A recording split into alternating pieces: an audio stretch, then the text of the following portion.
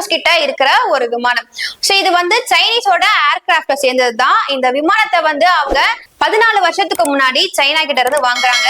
ஆனா சைனா கிட்ட இருந்து வாங்கும் பொழுதே வந்து இது ரொம்ப பழைய மாடலாவே இருந்திருக்கு. சோ விபத்து நடக்கிறப்போ இந்த ஜெட்டை வந்து யார் இயக்கிருக்காங்க அப்படின்னு பாத்தீங்கன்னா ஒரு ட்ரைனர் பைலட் தான்.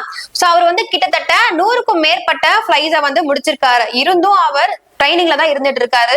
சோ நேத்து என்ன நடந்துச்சுன்னா அதே மாதிரி எப்பவும் போல அவர் 1 மணிக்கு வந்து ட்ரைனிங் பண்ணலாம் அப்படின்னு சொல்லி அந்த F7 ஜெட்டை வந்து எடுக்கிறாரு. ஆனா ஸ்டார்ட் பண்ண கொஞ்ச நேரத்திலேயே வந்து அந்த விமானம் கட்டுப்பாட்டை இழந்து அங்க டாக்கா நகரத்துல இருக்கக்கூடிய ஒரு பள்ளி வளாகம், அதாவது மைல் ஸ்டோன் அப்படின்னு சொல்லக்கூடிய அந்த பள்ளியில கிட்டத்தட்ட 2 ஃப்ளோர் தான் இருக்கு. ஆனா அதுல 3000 மாணவர்கள் வந்து படிச்சுட்டு இருக்காங்க. கரெக்டா மதியம் எல்லாரும் சாப்பிட்டு இருக்கும் பொழுது அந்த விமானம் வந்து அந்த பள்ளி வளாகத்துல மோதி விபத்துக்குள்ளாகி இருக்கு. இந்த விபத்துல 29 மாணவர்களும் அவங்களுடைய ஆசிரியர் ஒருவரும் அந்த விமானத்துல பயணிச்ச விமானியும் சேர்ந்து மொத்தம் 31 பேர் வந்து உயிரிழந்திருக்காங்க.